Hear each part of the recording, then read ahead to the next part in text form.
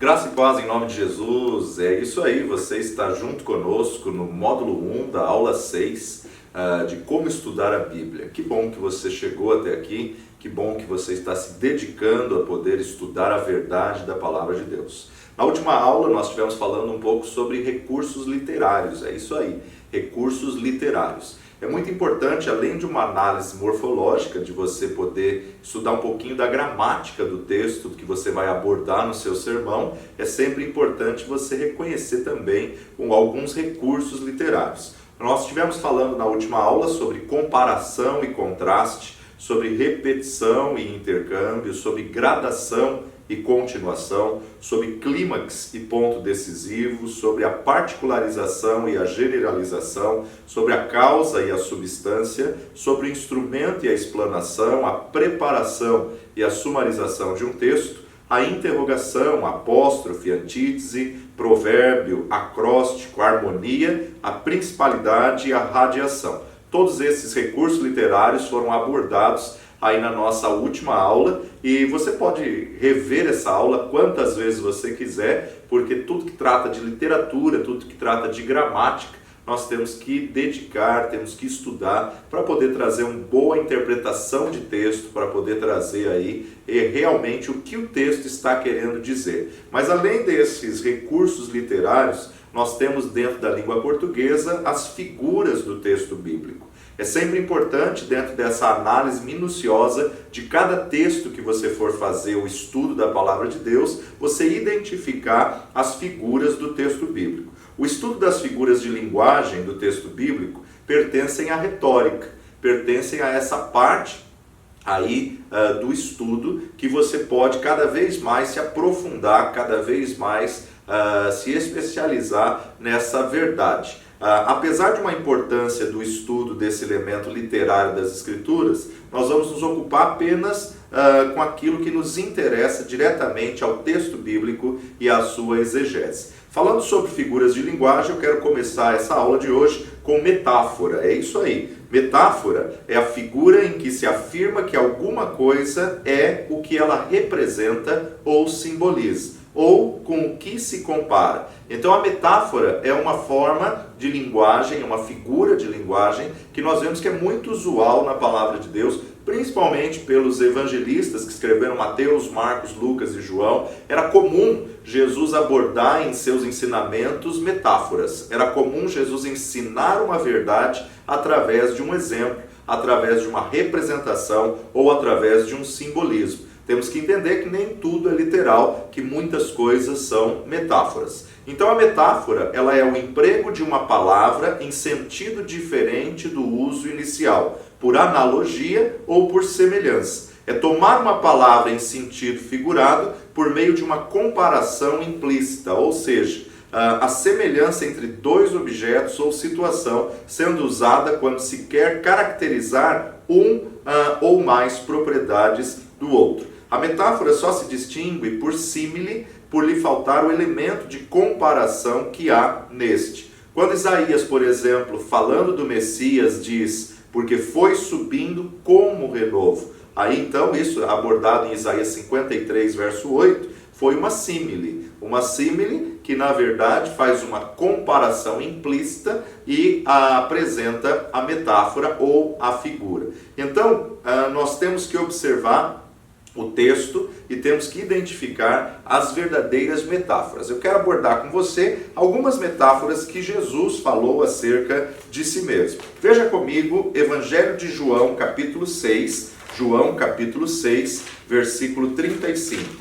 E Jesus lhes disse, eu sou o pão da vida, aquele que vem a mim não terá fome, e quem crê em mim nunca terá sede. Então nós observamos aqui Jesus se apresentando como pão da vida. Claro que é uma comparação implícita para falar que ele é o alimento vivo que veio do céu, para falar que ele é o alimento que sacia, né? Nada melhor do que o pão para poder saciar como alimento básico do ser humano. Então nós observamos que Jesus faz uma comparação, colocando uma metáfora e se apresentando como pão da vida. Uma outra metáfora que nós encontramos é Evangelho de João, capítulo 8, versículo 12. Evangelho de João, capítulo 8, versículo 12, nos diz: Falou-lhes, pois, Jesus outra vez, dizendo: Eu sou a luz do mundo, quem me segue não andará em trevas, mas terá a luz da vida.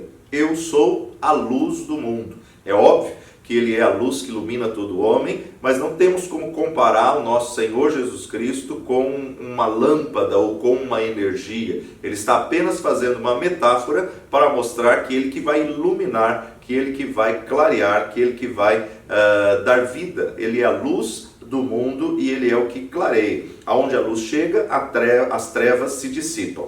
Como também, Evangelho de João, capítulo 10, versículo 9, ele nos diz: Eu sou a porta. Se alguém entrar por mim, salvar-se-á, e entrará, e sairá, e achará pastagens. Então aqui nós observamos uma metáfora de Jesus se comparando a uma porta de entrada, a única porta de entrada nos céus, assim também como a única porta de entrada no tabernáculo que tipificava o Senhor Jesus Cristo. Nós observamos aqui essa declaração em João capítulo 10, versículo 9, eu sou a porta. E muitas comparações que Jesus fez, muitas e muitas identificações que Jesus se apresentou, ele usou de metáfora. Evangelho de João, capítulo 14, versículo 6, disse-lhe Jesus: Eu sou o caminho, a verdade e a vida, ninguém vem ao Pai senão por mim. Então ele é o único caminho, a única verdade e a única vida. Então, os três artigos aqui são pessoais definidos. O caminho apontando para o único, a verdade apontando para a única verdade e a vida apontando para a única vida. Evangelho de João, capítulo 15, versículo 1 nos diz: Eu sou a videira verdadeira e o meu pai é o lavrador. Eu sou a videira verdadeira e o meu pai é o lavrador. Ainda no versículo 5 do mesmo capítulo 15 nos diz: Eu sou a videira, vós as varas. Quem está em mim e eu nele, esse dá muito fruto, porque sem mim nada podereis fazer. Então nós observamos que Jesus usa da linguagem de metáfora, usa da figura de linguagem, tanto para se apresentar, como para apresentar a Deus, como também para nos colocar nessa apresentação. Vós sois as varas, a vara que estiver enxertada em mim. Através de uma metáfora, nós podemos observar a riqueza que Jesus consegue transmitir e transferir a nós em cima de um texto, de uma verdade implícita. Evangelho de João, capítulo 6, versículo 51, nos diz: Eu sou o pão vivo que desceu dos céus, se alguém comer deste pão, viverá para sempre. E o pão que eu der é a minha carne, e que eu darei pela vida do mundo. E o pão que eu der é a minha carne, que eu darei pela vida do mundo. Nós observamos aqui mais uma metáfora de Jesus sendo apresentado no Evangelho de João, aonde nós temos que entender que toda metáfora na Bíblia há uma congruência. Assim como ele se apresenta como o pão da vida que desceu dos céus, na última ceia também ele toma o pão da ceia e ele pega o pão do meio e, ao erguer o pão do meio, partir o pão do meio, ele diz: Este é o meu corpo que é dado por vós. Então nós temos os recursos da figura de linguagem para poder explorar o texto bíblico, para poder estudar um texto bíblico através dessas figuras de linguagem. A metáfora também a gente encontra em Mateus, capítulo 5, versículo 13 e 14. Evangelho segundo Mateus, capítulo 5, versículo 13. Vós sois o sal da terra, e se o sal for insípido, com que se há de salgar? Para nada mais presta, senão para se lançar fora e ser pisado pelos homens. Vós sois a luz do mundo, não se pode esconder uma cidade edificada sobre um monte. Observamos aqui duas metáforas que Jesus está apresentando acerca da igreja. Vós sois o sal da terra, vós sois a luz do mundo. É óbvio, sabemos que isso não é literal, mas sabemos do sentido, do significado disso e como podemos explorar a riqueza de uma metáfora. Quando você pega um texto como esse para poder fazer um estudo, você tem que observar quais as qualidades do sal. O sal tempera, o sal dá sabor, o sal conserva, o sal quebra o gelo. O sal, na verdade, tem inúmeras funções que nós temos que observar e para entender a profundidade do que Jesus quis dizer quando ele falou: vós sois o sal da terra. Ele não falou esforce-se para ser o sal da terra, mas ele já disse no imperativo: vós sois o sal da terra. Além da metáfora, nós temos também a símile. A símile, ela já é uma comparação explícita. Se a metáfora é uma comparação implícita, a símile é uma comparação explícita, ou seja, semelhante ou análoga. Eu quero dar um exemplo só em Provérbios, capítulo 25. Provérbios, capítulo 25, versículo 14. Como nuvens e ventos que não trazem chuva, assim é o homem que se gaba falsamente de dádivas. Como nuvens e ventos que não trazem chuva, assim é o homem que se gaba falsamente. Ou seja, uma comparação explícita de uma nuvem que na verdade não traz chuva, não faz diferença alguma, assim também é o homem que se gaba. Além de símile, nós temos também como figura de linguagem reconhecida na Bíblia a metonímia. A metonímia é o emprego do nome de uma coisa pelo de outra com que a primeira tem certa relação. Então, emprega-se o nome de uma coisa como que pela outra, como na verdade uma relação. Então, é a figura que consiste no emprego de uma palavra em lugar de outra. Vamos dar aqui alguns exemplos para que você possa observar essa grande verdade e possa explorar essa riqueza que o texto bíblico traz. Gênesis capítulo 25, versículo 23. E o Senhor disse: 2 nações há no teu ventre, e 2 povos se dividindo das tuas entranhas. Um povo será mais forte do que o outro povo, e o maior servirá o menor. Interessante nós observarmos essa palavra dita aqui a Rebeca, quando na verdade havia uma turbulência dentro do ventre dela, e ela vai orar, ela vai buscar a direção do Senhor, e o Senhor responde: 2 nações há em teu ventre. 2 nações. Observamos que o Senhor não abordou 2 bebês, 2 fetos, 2 meninos, o Senhor não abordou 2 crianças, o Senhor abordou já a geração, a linhagem. Isso é muito importante para você poder fazer um estudo mais profundo desse texto, você observar essa metonímia ao qual o próprio Deus estabelece 2 nações, toda linhagem, toda descendência, ao qual o Senhor emprega o nome de uma pela outra. É óbvio que ela estava gerando 2 crianças, é óbvio que ela estava gerando gêmeos, 2 meninos, e nós observamos que a comparação que o Senhor coloca para expressar o que estava acontecendo dentro do ventre, Deus usa de metonímia: 2 nações há em teu ventre.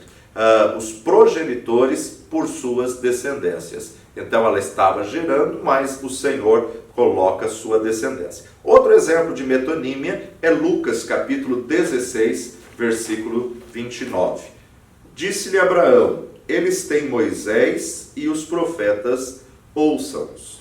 Eles têm Moisés e os profetas, ouçam-nos. Então nós observamos aqui, justamente na parábola que Jesus apresentou de Rico e Lázaro, e Rico querendo que alguém voltasse à terra para poder falar aos seus irmãos, e Jesus usa de uma metonímia, ou seja, os autores pelos seus escritos. É óbvio que Moisés não estava vivo e nem teria como se reencarnar, mas quando Jesus diz, eles têm Moisés, Jesus está querendo dizer, eles têm lá na terra a lei, a palavra, a Torá, os escritos de Moisés, e os profetas, os escritos dos profetas, que também pode ter uma interpretação dupla, tanto os escritos dos profetas como os propagadores da mensagem nos dias de Jesus. Então Jesus usa de uma metonímia para poder colocar os autores pelos seus escritos. Isso é muito comum nós observarmos na linguagem hebraica, quando você analisa Moisés e Elias, que está representando justamente a lei e os profetas, porque a pessoa, o personagem que marcou a lei foi Moisés. A pessoa, o personagem que foi um divisor de águas no âmbito profético, foi Elias. Então, os autores, pelos seus escritos, é uma metonímia.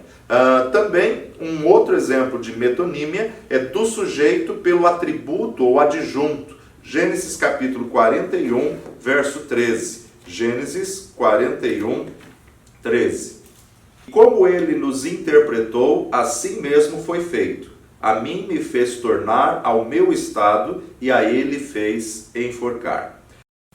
Observamos aqui justamente outra metonímia, uma comparação dos sonhadores pelos seus sonhos, aonde nós observamos José interpretando os sonhos e esse sonho se cumpriu. E agora que na verdade o rei chama esse copeiro para poder apresentar algum interpretador de sonhos, ele então declara de forma comparativa, de forma a metonímia, ou seja, e como ele nos interpretou, quem? José, assim mesmo foi feito, a mim me fez tornar ao meu estado. Então a interpretação do sonho, em 3 dias você voltará, mas a ele o fez enforcar. Então há 3 dias você será enforcado, os corvos comerão da sua cabeça. Então nós observamos aqui figuras de linguagens, nesse caso a metonímia, apresentada aqui pela narração, os sonhadores por seus sonhos. Outro exemplo de metonímia, do atributo ao adjunto pelo sujeito.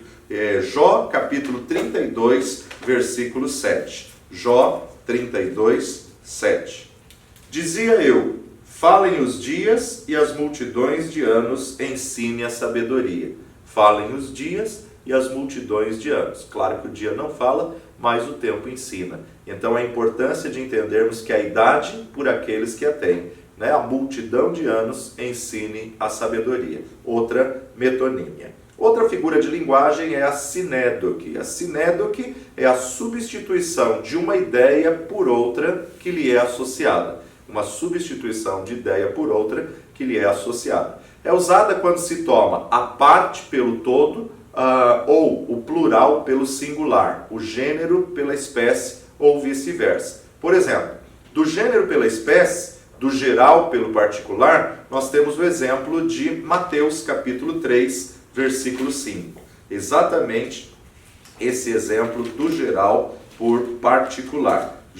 Mateus capítulo 3, versículo 5. Então ia ter com ele Jerusalém e toda a Judéia e toda a província adjacente ao Jordão.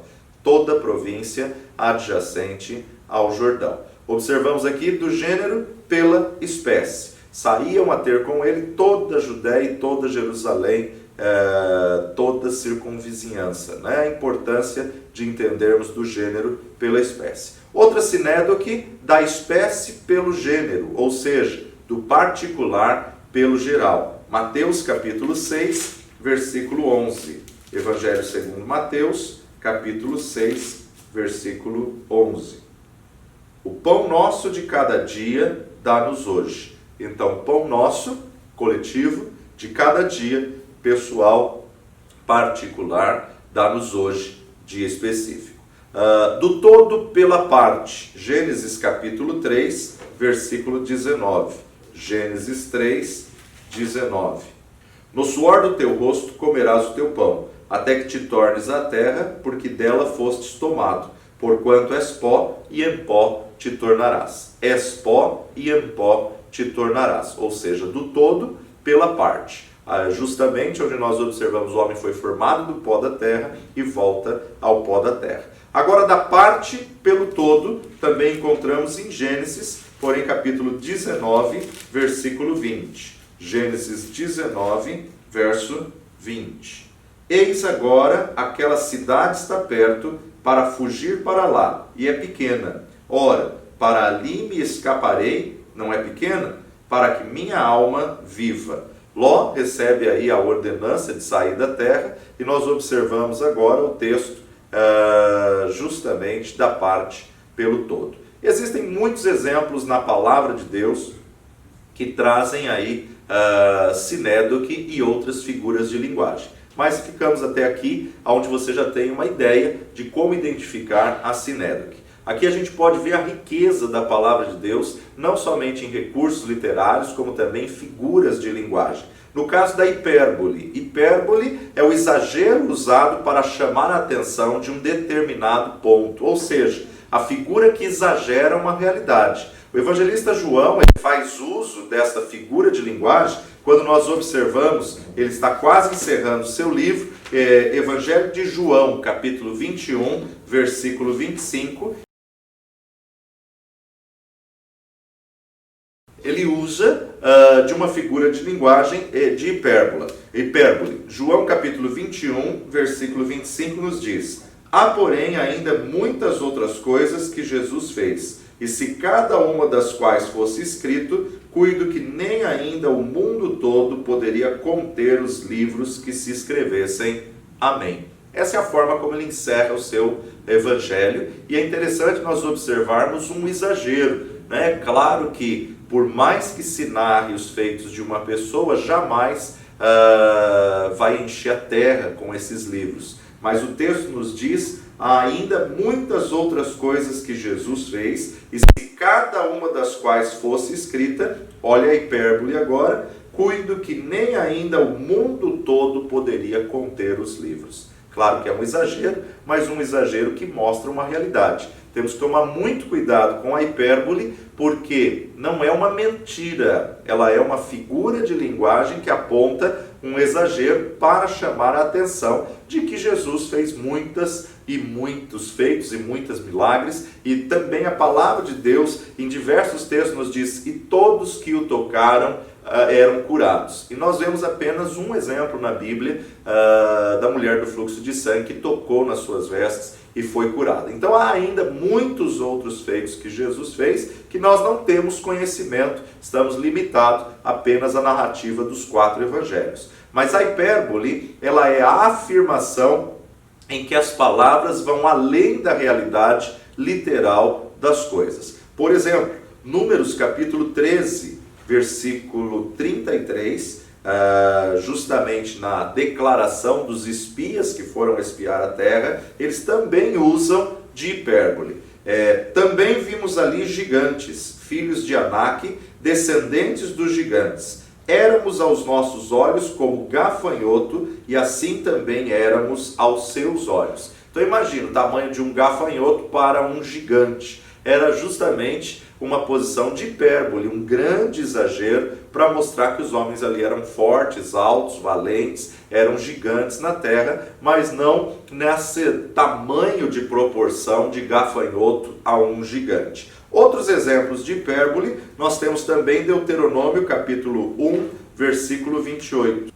Para onde subiremos? Nossos irmãos fizeram com que se derretesse o nosso coração, dizendo: maior e mais alto é este povo do que nós, as cidades são grandes e fortificadas até os céus. E também vimos ali os filhos dos gigantes. Também falando sobre a mesma narrativa, só que agora ele usa de uma hipérbole para dizer que estremeceu o coração, porém ele coloca que o nosso coração se derreteu. Claro que isso não é literal, senão eles estariam mortos. Mas nós observamos aí a figura de linguagem da hipérbole. Há outros textos mais de hipérbole que você pode explorar e estudar na palavra de Deus. Uma outra figura de linguagem que eu quero apresentar aqui é a ironia. A ironia. Ironia é a expressão de um pensamento em palavras, as quais, entendidas literalmente, exprimem o pensamento oposto. Ou seja, onde se deve entender o contrário do que a palavra está expressando. É a figura com que se diz o contrário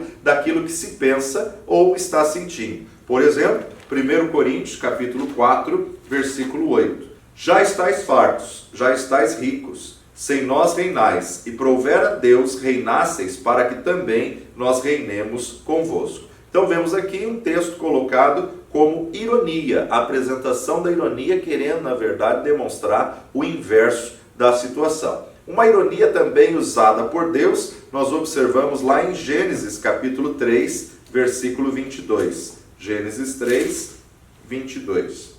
Então disse o Senhor Deus: eis que o homem é como um de nós, sabendo o bem e o mal. Ora, pois, para que não estenda a sua mão e tome também da árvore da vida e coma e viva eternamente. Observamos aqui o próprio Deus falando: o homem é como um de nós. Claro que essa colocação é apenas uma colocação de expressão, é uma ironia, sabendo agora que o homem, depois de comer o fruto proibido, conhece o bem e o mal. Mas o homem está muito distante para ser como Deus, principalmente depois da queda, depois do pecado. Juízes capítulo 10, versículo 14. Andai e clamai aos deuses que escolhestes, que vos livrem eles no tempo do vosso aperto. Então vemos aqui um texto de ironia, já que vocês creem nesses deuses de pau, de madeira, de ferro, nesses deuses de bronze, de ouro, que eles vos livrem. Claro, numa colocação de ironia, visto que não há Deus senão o nosso Deus. Uma ironia usada pelos homens. Jó, capítulo 12, versículo 2. Na verdade, que só vós sois o povo, e convosco morrerá a sabedoria. E convosco morrerá a sabedoria. Então, é uma ironia colocada justamente diante das acusações que Jó está se defendendo diante dos seus amigos e querendo demonstrar aí o que eles estavam fazendo com ele, de julgá-lo, de justamente se colocar acima do que ele estava passando. Mais um exemplo de ironia é Marcos capítulo 15, versículo 29 e 30. Marcos capítulo 15, versículo 29 e 30. E os que passavam blasfemavam dele, meneando a cabeça e dizendo: tu que derribas o templo e em 3 dias o edificas, salva-te a ti mesmo e desce da cruz.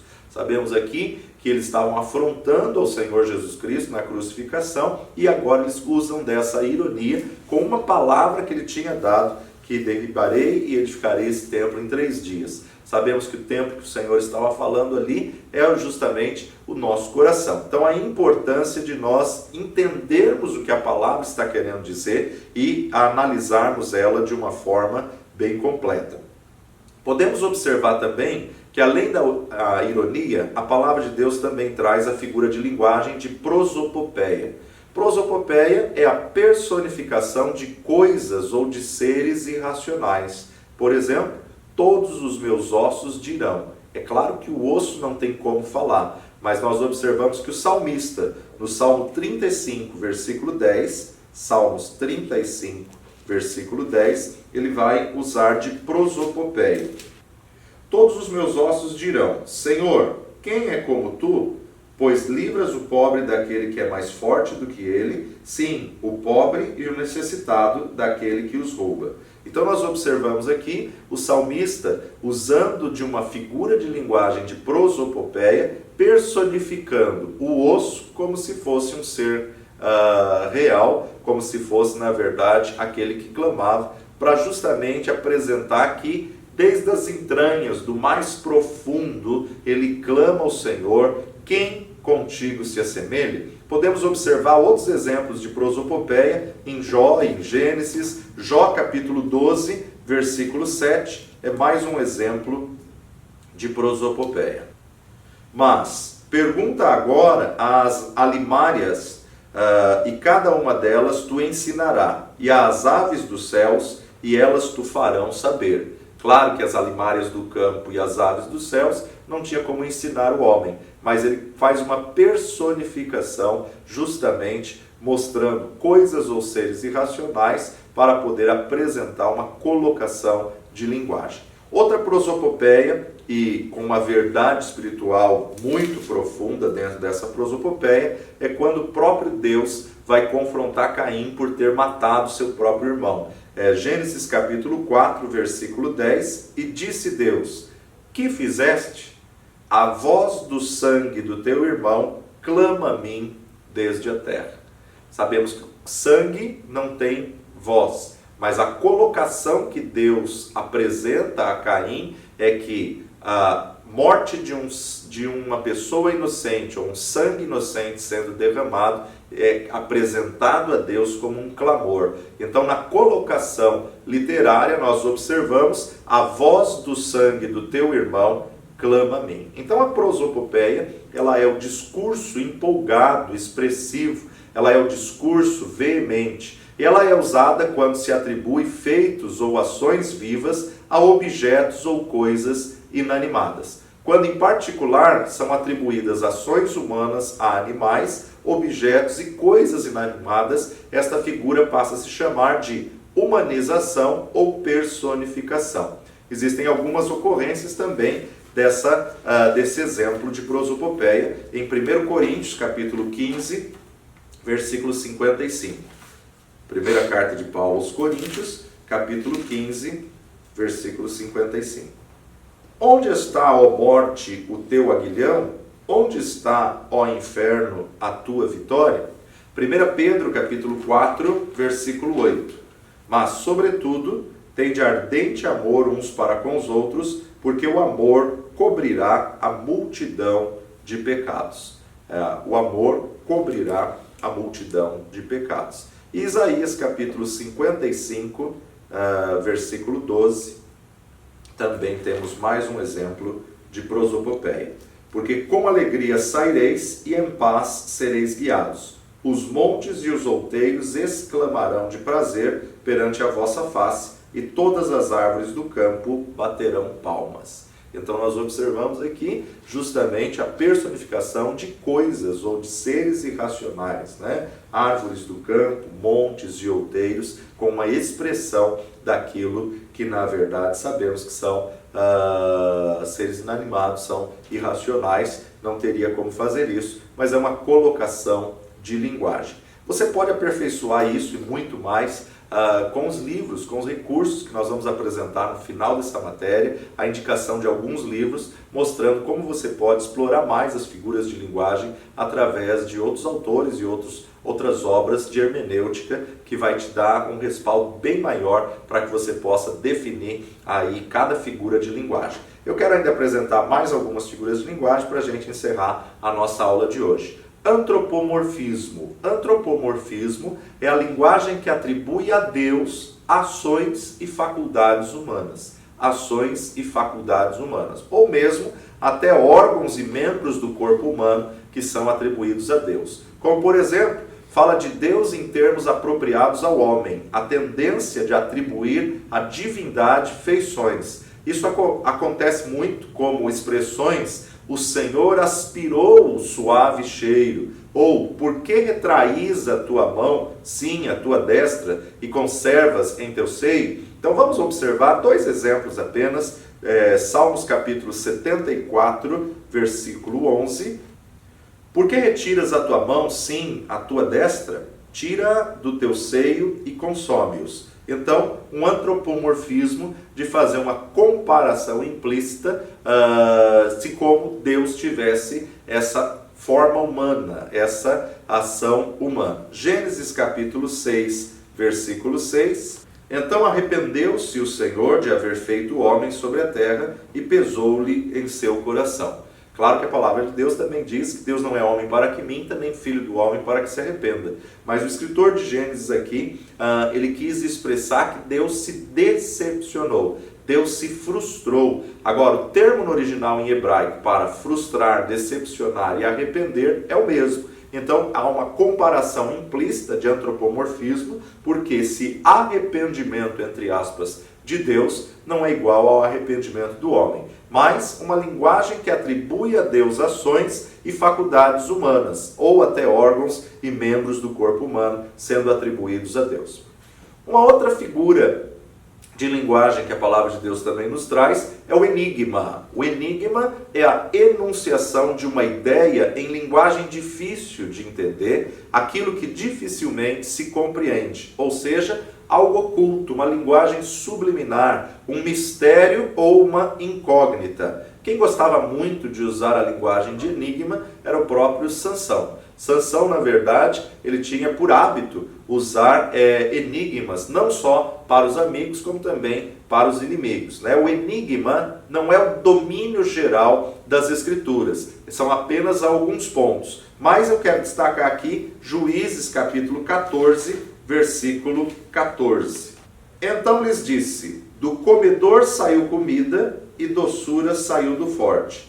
E em 3 dias não puderam declarar o enigma. Então a própria palavra de Deus nos apresenta aí Sansão apresentando um enigma aos filisteus, e a própria palavra de Deus testifica que os filisteus não puderam declarar, descobrir qual era esse enigma em 3 dias. Aí você sabe que eles persuadiram a esposa de Sansão para que ela pudesse contar, e aí acontece toda a história de Sansão e desenvolve toda a narrativa. Além do enigma, nós temos também alegoria. Alegoria é uma narrativa em que as pessoas representam ideias ou princípios. É a expressão da ideia sobre a forma figurada. A alegoria, as narrativas bíblicas são históricas, são verídicas, e nós temos que entender cada situação. Por quê? Algumas histórias bíblicas apresentadas como alegoria são, na verdade, para que nós possamos entender a mensagem que está subliminar. Agora, grande parte da palavra de Deus são histórias reais, são histórias verídicas e não alegóricas.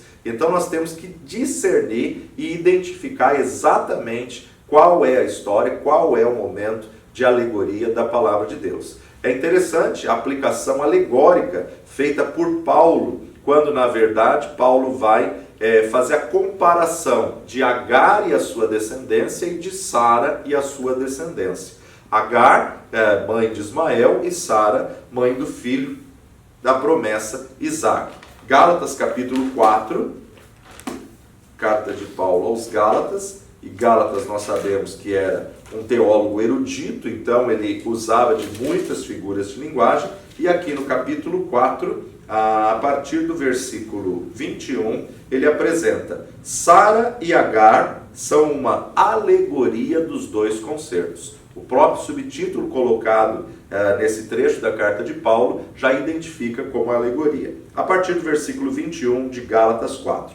Dizei-me vós, os que quereis estar debaixo da lei, não ouvis vós a lei? Porque está escrito que Abraão teve 2 filhos, um da escrava e o outro da livre. Todavia, o que era da escrava nasceu segundo a carne, mas o que era da livre, por promessa. O que se entende por alegoria?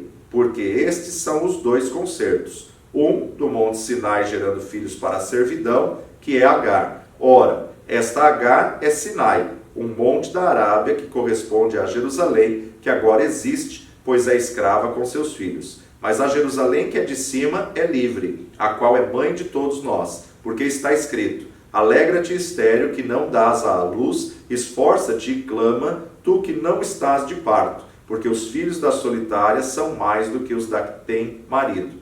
Mas nós, irmãos, somos filhos da promessa como Isaque. Mas, como então aquele que era gerado segundo a carne perseguia o que era segundo o Espírito, assim é também agora, mas que diz a Escritura: lança fora a escrava e seu filho, porque de modo algum o filho da escrava herdará com o filho da livre. De maneira que, irmãos, somos filhos, não da escrava, mas da livre. Então observamos aqui o próprio texto bíblico, assumindo que esse texto é uma alegoria, assumindo a figura de linguagem usada.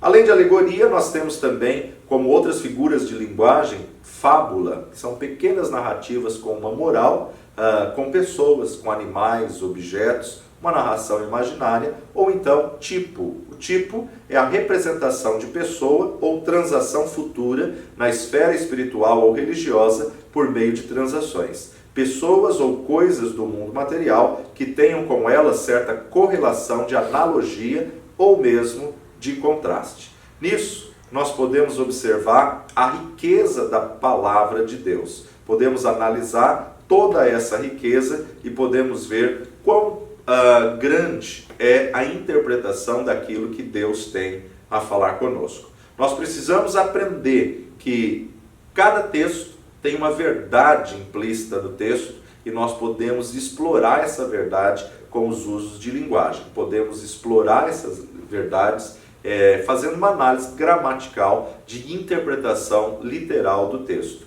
À medida que nós fazemos essa interpretação, podemos extrair melhor o que a mensagem de Deus quer nos trazer. E para terminar a nossa aula de hoje, eu quero falar um pouquinho sobre a figura de linguagem parábola. Parábola, na verdade, era uma forma comum de Jesus poder ensinar os seus discípulos, de Jesus poder ensinar toda a verdade que ele tinha a trazer através desse recurso literário. Então nós observamos que a parábola ela é uma forma de história colhida da natureza ou de ocorrências diárias normais que lança luz sobre uma lição moral ou religiosa.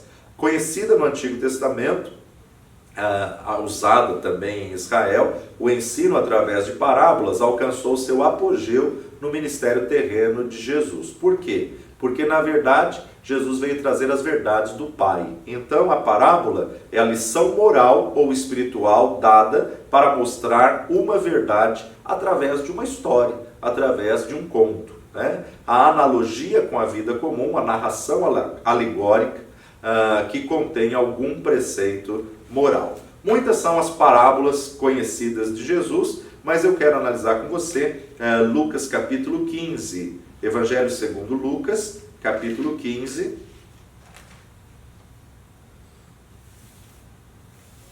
Esse capítulo todo é considerado o capítulo das parábolas, e interessante que podemos dizer que são as parábolas das coisas perdidas. Podemos fazer uma mensagem, ou um ensino, ou uma aula com cada parábola independente, ou podemos correlacionar as 3 parábolas do mesmo capítulo, porque as 3 parábolas falam de coisas perdidas. Então começa com as parábolas da ovelha perdida, depois apresenta a mulher que perdeu a dracma, e por fim a parábola do filho pródigo. Então, Lucas capítulo 15, versículo 1, e chegavam-se a ele todos os publicanos e pecadores para o ouvir, e os fariseus e os escribas murmuravam dizendo, este recebe pecadores e come com eles. Ele lhes propôs esta parábola dizendo, que homem dentre vós, tendo 100 ovelhas e perdendo uma delas, não deixa no deserto as 99 e não vai após a perdida até que venha a achá-la? E achando-a, a põe sobre os seus ombros, cheio de júbilo, e chegando à sua casa, convoca os amigos e vizinhos, dizendo-lhes, alegrai-vos comigo, porque já achei a minha ovelha perdida. Digo-vos que assim haverá alegria no céu por um pecador que se arrepende, mais do que por 99 justos que não necessitam de arrependimento. Termina aqui uma parábola, mas correlaciona essa parábola agora na sequência no versículo 8. Ou qual a mulher que, tendo 10 dracmas, se perder uma dracma, não acende a candeia e varre a casa e busca com diligência até a achar, e achando-a, convoca as amigas e vizinhas, dizendo, alegrai-vos comigo, porque já achei a dracma perdida.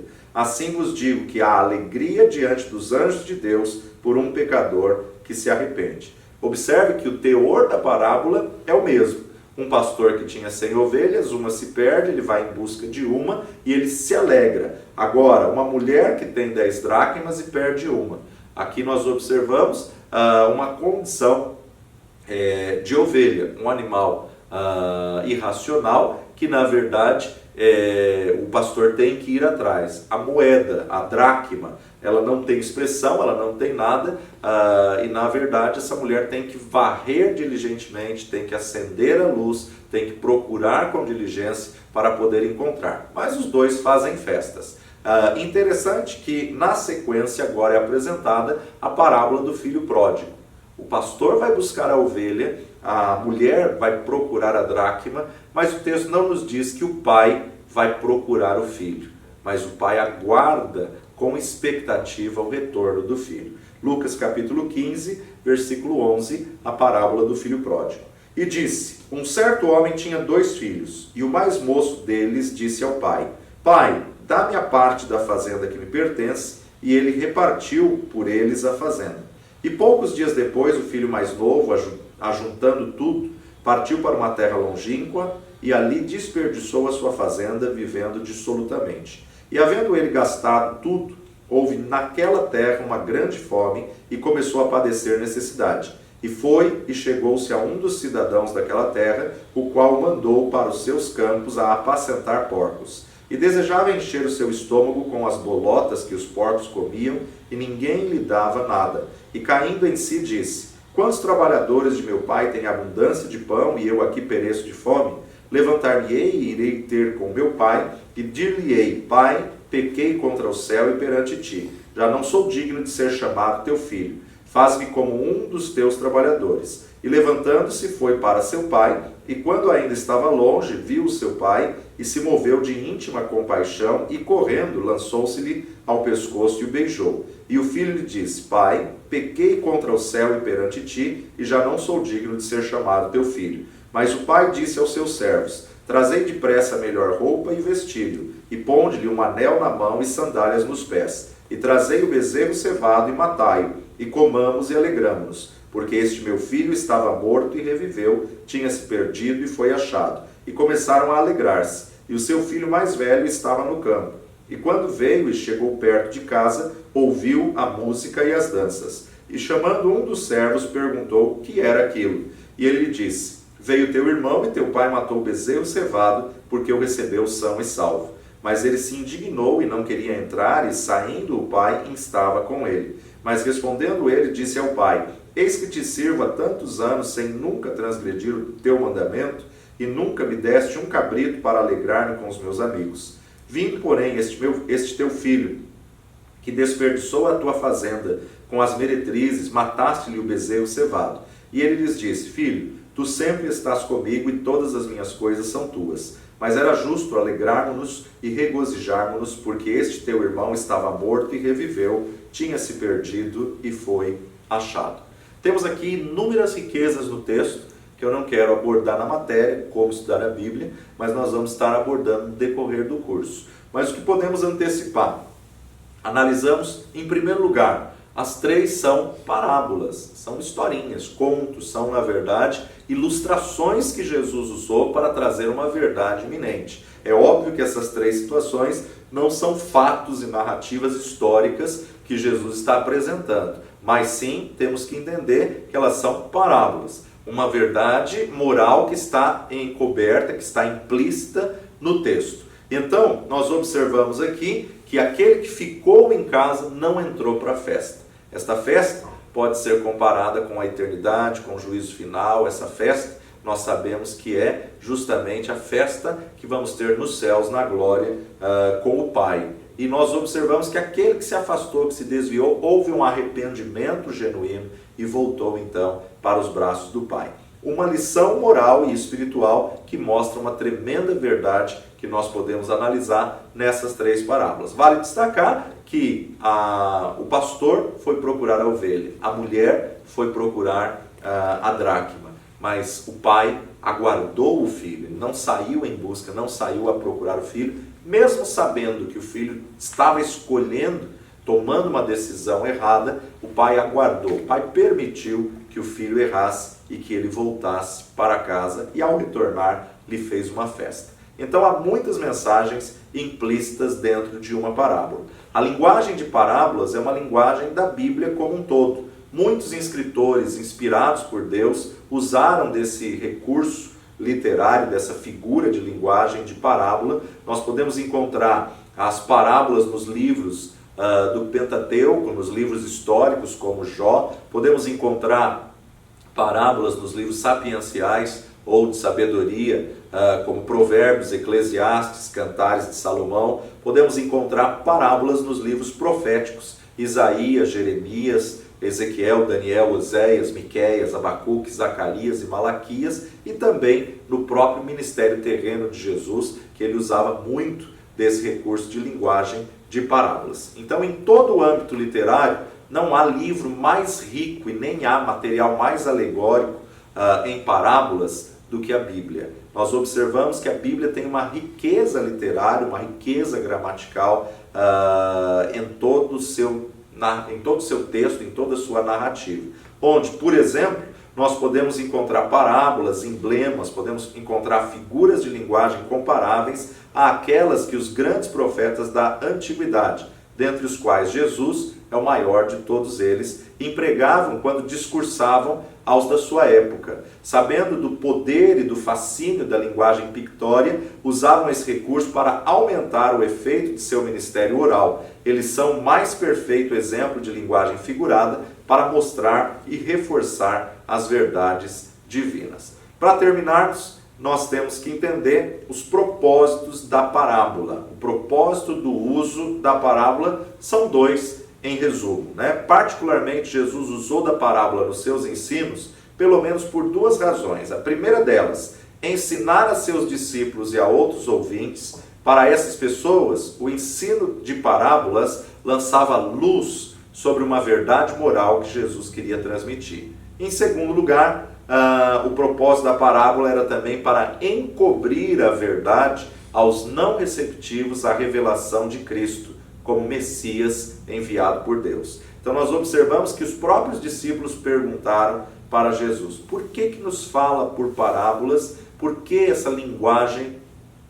subliminar que está encoberta? E o próprio Jesus responde: para que lendo não entendam, para que vendo não compreendam. Então a importância de saber que existem verdades na palavra de Deus que só podem serem entendidas para aqueles que têm interesse, para aqueles que buscam com afinco.